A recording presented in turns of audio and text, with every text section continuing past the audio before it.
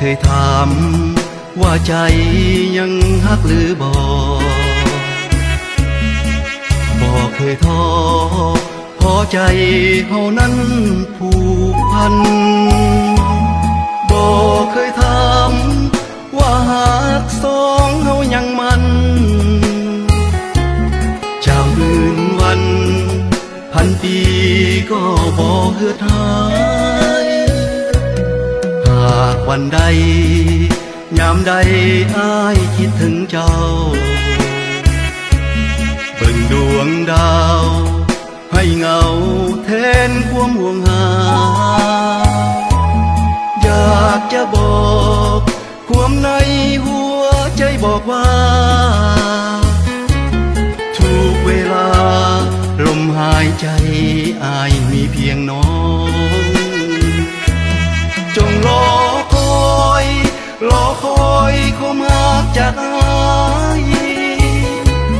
อย่าหวั่นไหวขอใจ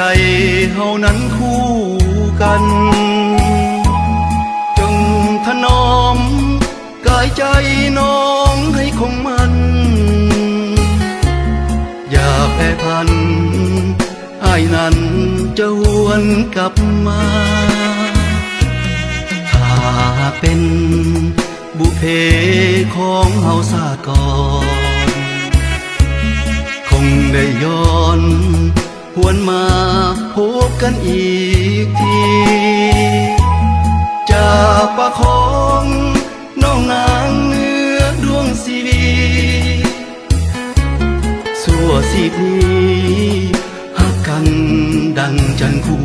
ฟ้า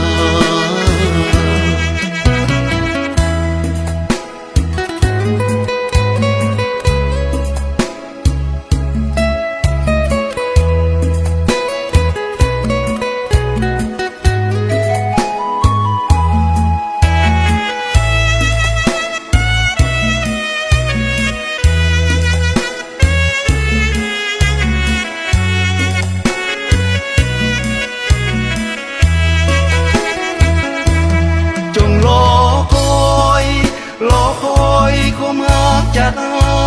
ยอย่าหวั่นไหวขอใจเฮานั้นคู่กันจง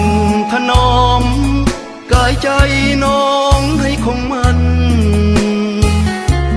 อย่าแปรพันอ้ายนั้นจะหวนกลับมาถ้าเป็นบุพเพของเฮาซาก่อนคงได้ย้อนหวนมาพบกันอีกทีจะประคองน้องนางเนื้อดวงชีวีสั่วสิบนี้ฮักกันดังจันทร์คู่